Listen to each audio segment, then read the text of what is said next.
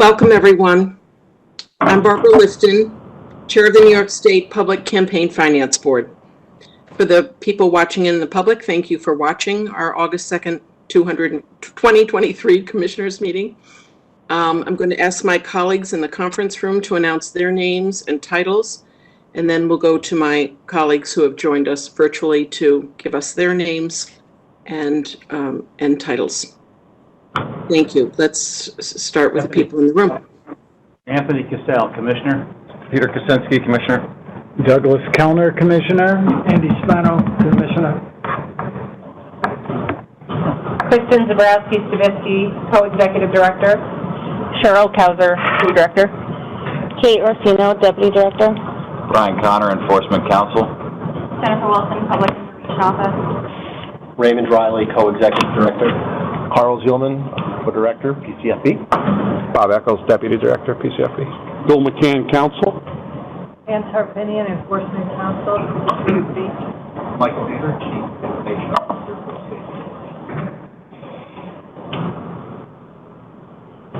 Safety. That's everyone in the room, I think.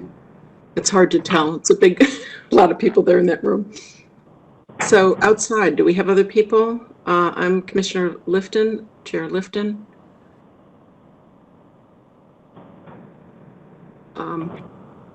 Keisha, Brian, do we want to make sure we've introduced Keisha? Thank you, Barbara. Keisha Gaskins-Nathan, Commissioner. Brian.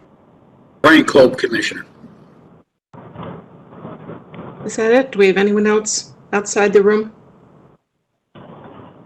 Cheryl, you all set? Is that everyone? We have some state board staff attending this meeting before their meeting, and there's approximately 18 people from the public also watching the meeting at this time. Okay, great. Well, welcome. As I said, welcome everyone. Thank you very much for tuning in. Is there a motion to adopt the minutes of May 16th? I so move. Second. And do we can we get a vote on that? Yay or nay? All those in favor of adopting the minutes? Aye. Aye. Any nays? The motion is passed. Thank you. We will now get on to a unit report from Cheryl Kauser and then Carl Zielman. Cheryl, I think, Cheryl, are you going first? I think so. Yes, thank you, Commissioner. This is an overview of our activities since May 16th, 2023. As always, we're pleased to give this unit report. The program has been operational since November 9th, 2022, and this report details various aspects of program and project management. We continue to process registrations and applications, provide training, conduct outreach, conduct bank reconciliations, conduct audits of filed disclosure reports, and conduct enforcement. For program statistics, there are 58 candidates registered, of which 42 are participating candidates in the program. The breakdown by office is 1 statewide, 22 state senate, and 35 state assembly. This information is publicly reported as soon as the registration or application is processed. For an update on implementation and project management, our ITU department completed the development of the March periodic report in our electronic filing software. This is a required report of participating candidates. User testing starts today. The ITU department will also be developing the public fund repayment schedule in the electronic filing software. We anticipate to test that in a couple months. In terms of payments to committees, we have 2 functions that we need to conduct in the statewide financial system to make sure that committees get their public matching funds. One is to upload candidates as vendors, and the second is the payment process. Since our last unit report, we have made substantial progress on both. In terms of vendors, committees will be uploaded as vendors to receive the electronic fund transfer. Participating committees receive the 1099 form that they need to submit to us to be uploaded. 16 of the 41 have returned it. We're also working with the Business Service Center of the Office of General Services right now to make sure our staff is credentialed and trained to input these committees as vendors. In terms of payment, As we reported in May, the Office of the State Comptroller approved our request to bulk upload payments into SFS. This means that all payments that are approved by the board will be sent over as one batch at the same time. Our IT department created the process for transferring the bulk load to the state financial system, and the process is in the testing phase.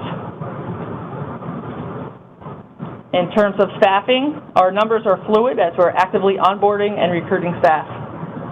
We submitted 16 new positions to be on the civil service agenda for September: 2 managers, 2 supervisors, 2 mail clerks, and 8 auditors.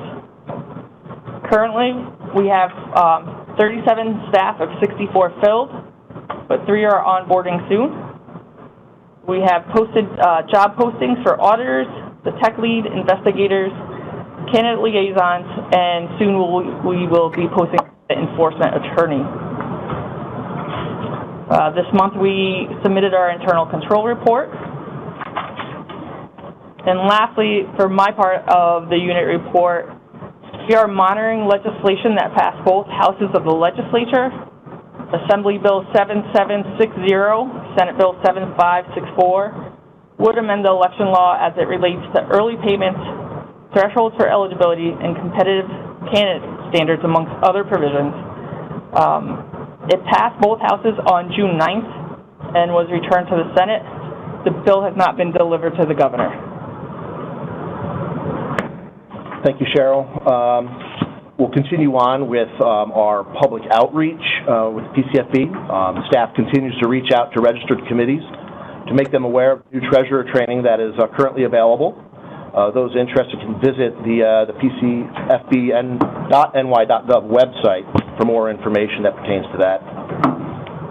Council recently held an outreach meeting with the New York City Campaign Finance Board regarding enforcement topics. They will also have a follow-up meeting on Friday. Our training team, along with the Public Information Office, has continually edited and updated the PCFB website to reflect the most up-to-date information that is available pertaining to training schedules, publications, and program information. PCFB continues to maintain a presence on several social media platforms, including the Facebook, Instagram, and Twitter. This has been a good way to communicate with the public and announce any new announcements and information. PCFB also has a newsletter. I just want to remind people that we do have that newsletter available. Interested parties can sign up at our website to receive that newsletter. It contains all information pertaining to the program. Last bullet for the outreach is PCFB staff will be attending the ECA Summer Conference later this month out in Niagara Falls. We'll have the opportunity to present on the program to attendees. Moving on to our reporting. Our last report was due, the July 17th periodic. PCFB registered committees had a 100% compliance rate with the recent filing of the periodic report. 8 committees filed late, but they filed within the 7 days before a non-filing action would have commenced. PCFB staff worked diligently with committees and treasurers, sending emails, making follow-up phone calls to ensure that their information was returned. And their efforts go unnoticed. They did a great job doing that.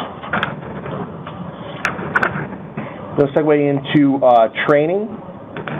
Since the inception of the program, we have trained 513 people via webinars. Of that, 428 were external, while 85 of those were staff. These numbers reflect the people that we have recorded as attended. The total number of external registrants sits at 567. We've also trained individuals via in-person sessions, i.e. the ECA conference, and again, we'll do that again in a couple of weeks out in Niagara Falls. We have recently published a series of PCFB treasurer trainings. This is 1, 2, and 3. 4 occurrences of each of those sessions before the July periodic was due, for a total of 12 webinars. So our training team did a fabulous job putting that together. Excuse me. Just to give you a breakdown of the number of attendees on those training sessions, Session 1, for all 4 dates, we had 96 total registrants for 80 recorded attendees. Session 2, for all 4 dates, we had 80 total registrants with 67 recorded attendees. And Session 3, again, for all 4 dates, we had, again, 96 total registrants with 73 recorded attendees that took part in that. Total recorded attendees for all the 12 sessions were 220. Of that, 74 attendees are in connection with a Type 1 committee. Each webinar event gets approximately 85% participation from total registrants. Just to share with you a couple of additional notes, since our last meeting of the board, we continue to provide a comprehensive training series to all new onboarded PCFB staff. We're also working and editing and finalizing some candidate training presentation, and we'll publish a calendar of those session dates when that is completed. We will also schedule additional treasurer training sessions in the coming months to accommodate all Type 1P treasurers and any other interested parties. Moving on to enforcement. Our enforcement councils continue to draft related forms and notices for the PCFB program. We also continue to work on refining business rules and procedures, including those related to enforcement. And we're also working to refine draft proposed settlement framework for fines related to the program. Our software program management, as you may recall, we have a new software application that will automate auditing and payment for the program. It will update financial management, candidate management, case management, political calendars, and electronic filings for the for all kind of inclusive platform, if you will. Currently, OGS is in contractual negotiations with the vendor that has been selected. That contract should be presented soon. While the new software procurement is ongoing, we implemented a manual intake, auditing, and payment system utilizing the systems coupled with SharePoint and CSV files. The manual interim solution is operational for intake and audit, and it is the testing process for our payments. I just want to again remind our commissioners and staff that we are restricted to in a restricted contact period, so we cannot make contact with that vendor until that contract is finalized. Moving on to social media and website, just want to share with you just some statistics on that. On our Twitter platform, we currently have 77 followers. This is a great opportunity for us to get our information out pertaining to the program. The Twitter page has 133 profile visits in July compared to 377 profile visits in June. We've had 430 Twitter impressions in July compared to 496 Twitter impressions in June. We also have an Instagram platform. We have 65 followers. The PCFB account has made 40 impressions in July in comparison to 36 impressions in June. And we also have Facebook, where we have 16 page followers, 9 page likes, and 21 posts pertaining to the program. Both PCFB, Twitter, and Instagram have had an increase in our follower count and impressions since the previous report. We did see a slight increase in visitors to our PCFB website this past month. The website has maintained a consistent pattern of upticks in site activity since we last reported back in May and June.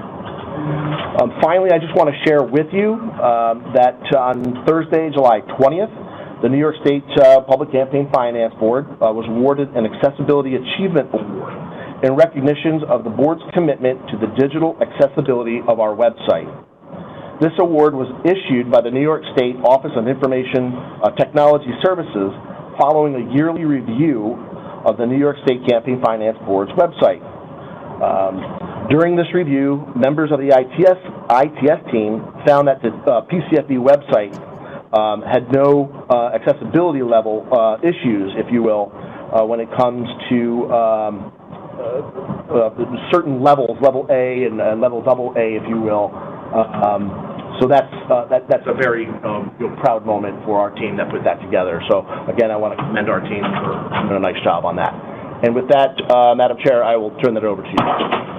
Thank you very much, Carl. And thank you to both of you for these great comprehensive reports. I just want to say congratulations to you and to all involved. I know there are a lot of people that get involved in these things on the IT award. That's something we can be really happy about and excited about. Also very excited. It's wonderful to see so many people participating, so many registered, so many participants. That's encouraging. It's of course what we want to see. So great job all around to all the staff, the co-directors and all of their staff. I know these are big efforts involving just about everybody on any given team. So thank you. Any questions or comments on the unit reports?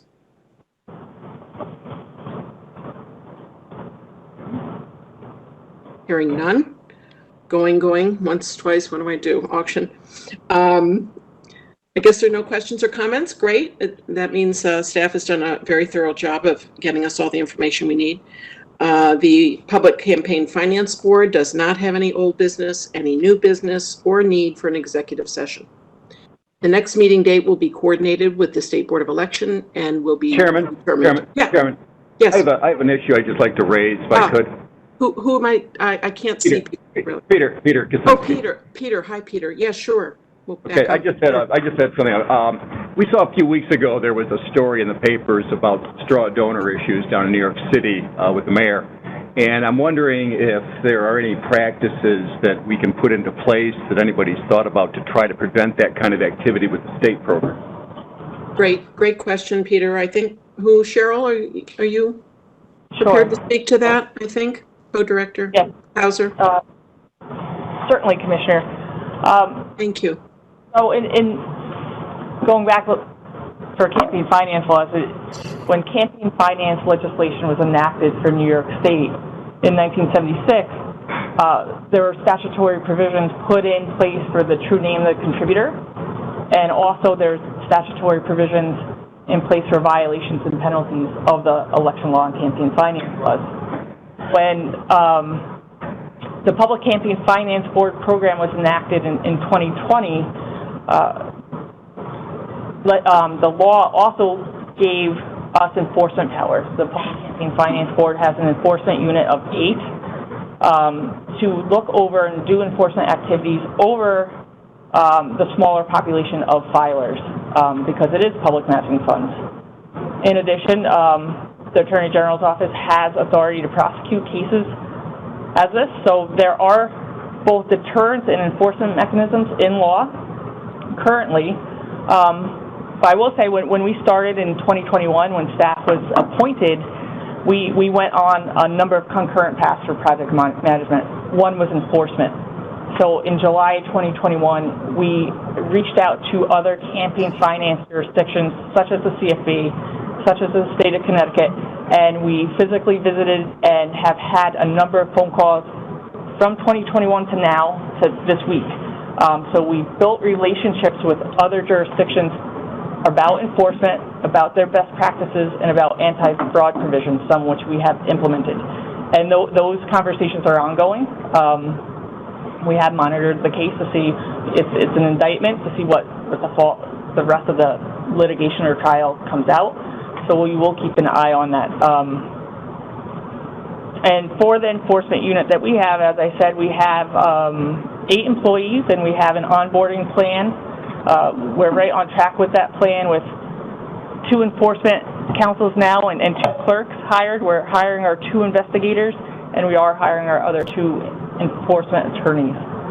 So I hope that answers. Well, I guess my question was whether there's any internal controls or anything in the software that we're developing that we can somehow track this kind of information to try to prevent this from going on.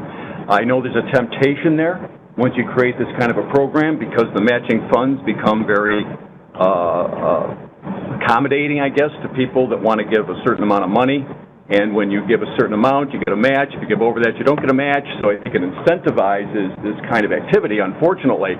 And I guess I'm just wondering if there's any internal type controls, whether it's software related, that we can create to try to prevent this kind of activity from going on with our program. Yeah, so we have implemented auditing and anti-fraud controls.